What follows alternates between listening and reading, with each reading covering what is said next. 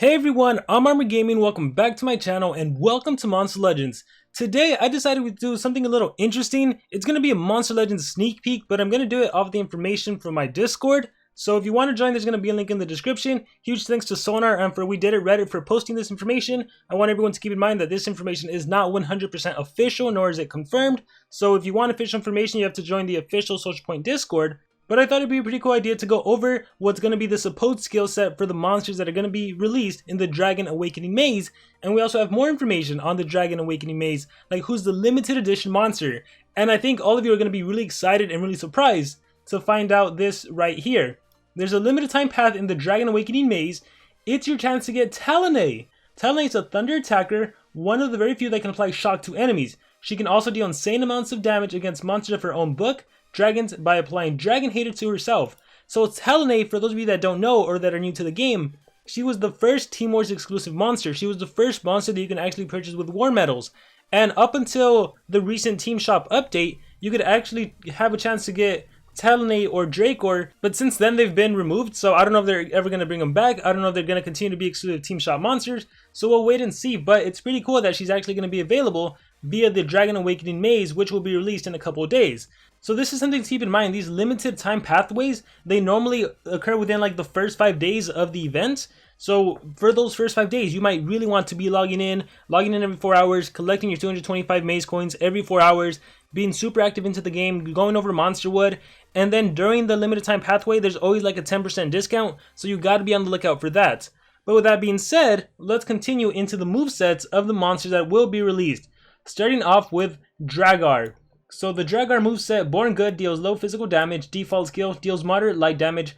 And by the way, this is going to be a pretty fast analysis, just like an introduction to these monsters. Once these monsters are officially out, once we know their stats, their skills, their traits, well, we know their skills. Once we know their stats, their trait, their relics, and what books they're in, then we can dive into a really good deep analysis. But let's just see what the skills, whether these monsters are worth going for. Ancient Dragon deals moderate special damage, applies bleed and nightmares. So there we go with the double damage over time skills. Great Effort heals itself by 25%, applies life regen to our allies.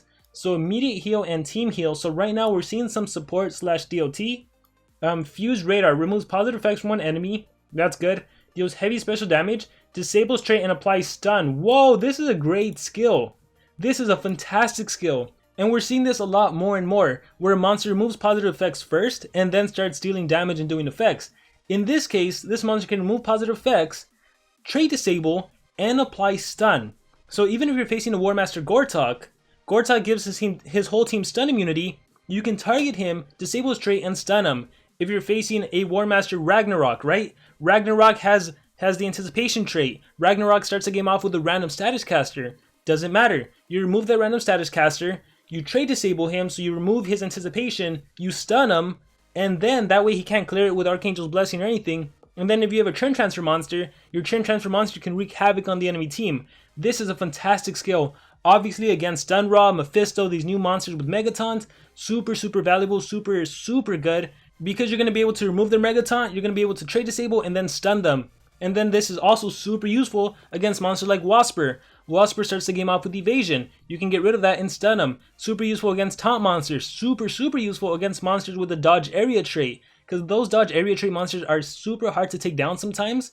But if you can trait disable and immobilize them from attacking you, that is fantastic. And I'm hoping we see a better version of this. I feel like the ultimate is going to be the AoE version of this, because this skill is fantastic. Let's continue. Deals moderate special damage, applies bleed and nightmares. AoE bleed and nightmares, I like that, and it also deals damage. So this is a great skill set, or a great skill that you can partner up with the Niscent Sword on another monster, because I don't think this monster is going to be having a sword relic, but you never know. Flight to the Sun. Applies double damage, sunburn, and evasion to itself. Oh, you sunburn yourself, that's interesting. And you give yourself double damage, but you also give yourself evasion.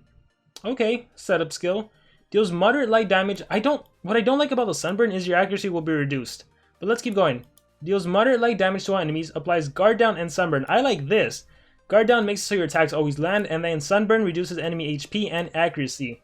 I'm all down for that. Deals moderate special damage and disables traits. Nice. We have a team trait disable, and on top of that, so a lot of monsters can do trait disable nowadays, right? But on top of that, this monster will also daze, which will reduce enemy accuracy by 25% and reduce their damage output by 25%. I like that. Light but evil. Deals heavy light damage to one enemy, applies guard down to one enemy. This skill's alright, but I guess it's going to be a powerful skill. Deals moderate magic damage. This is out of nowhere. Mark of Zygarde. Deals moderate magic damage to all enemies, applies curse. We have an AoE curse, and curse is really valuable because currently in the game, no one is immune to curse.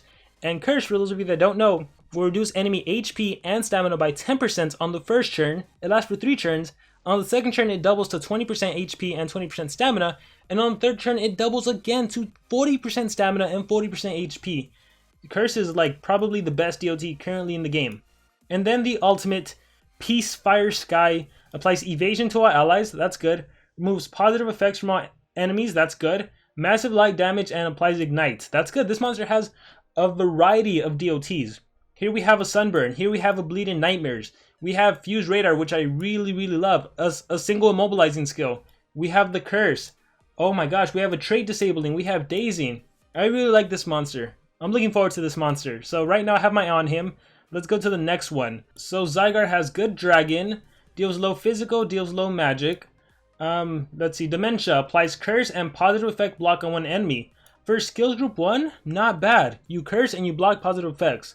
The Dream of a Dragon, deals moderate magic damage to one enemy, applies nightmares to one enemy.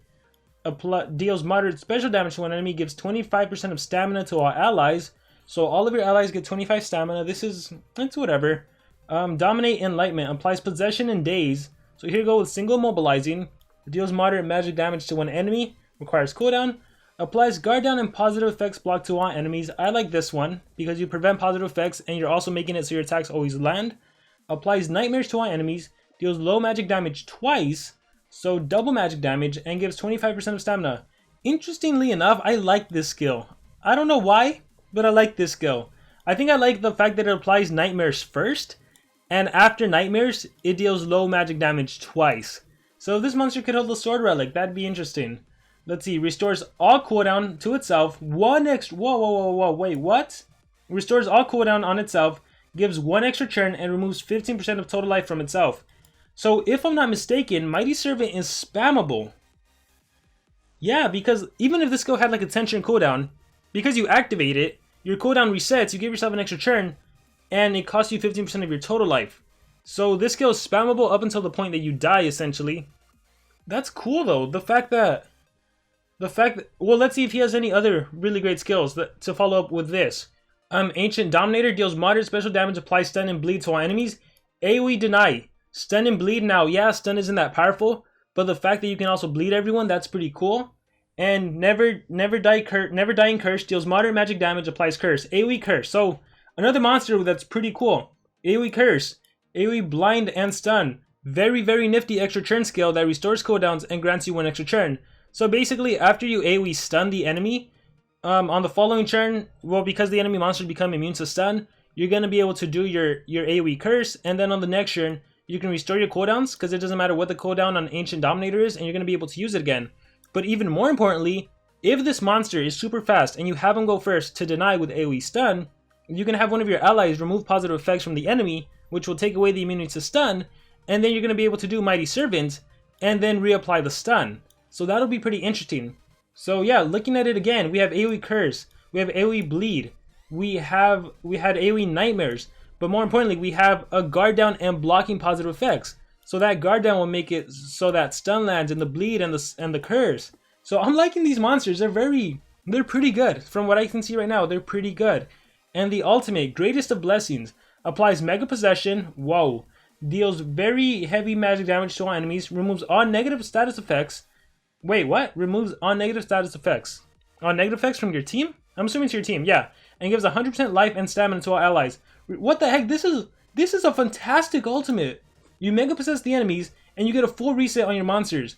Negative effects are gone, 100% life, 100% stamina, and cooldowns are restored. What the heck? That's powerful. And on top of that, there are 2 new traits.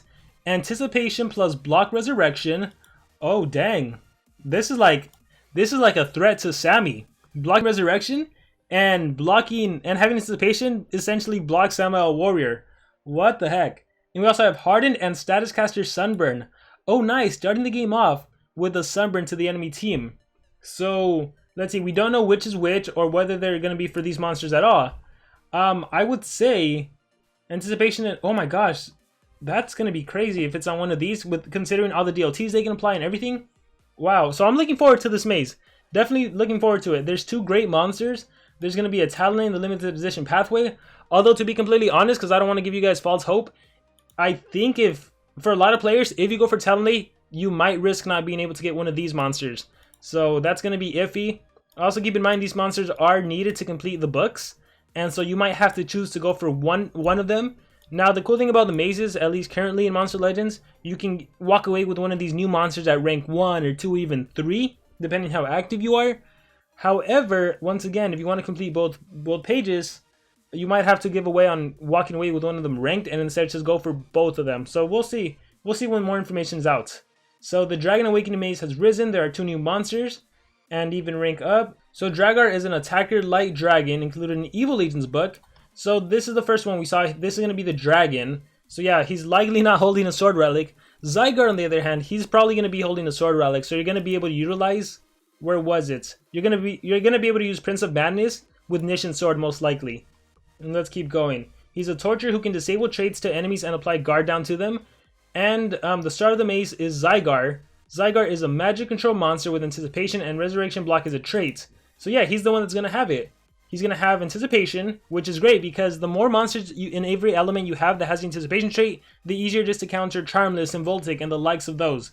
And then besides his control skills, he can also apply tortures and debuffs. So yeah, I'm excited for this. This information is out. Thank you, we did it, Reddit. And this is the really cool looking cover. I love that. That looks awesome. And then we have the Dunraw chest. This is out now. Wormlad's Tales. This is out now. Well, I guess the actual event to get the monster will start on the 25th. Make sure to start collecting your items. You can already get some of them in the current game. There's Talonade, the limited edition path. There's going to be a monster wood with the armor. You might be wondering, armor? Why do you want armor? Well, keep in mind that one of the pages, I think page 4, you need an armor to complete it. So that's your chance to get armor. And then, oh look, we have an update. Minor updates to Zygarde moves. Prince of Madness is going to change from 25% stamina to our allies to stamina regen.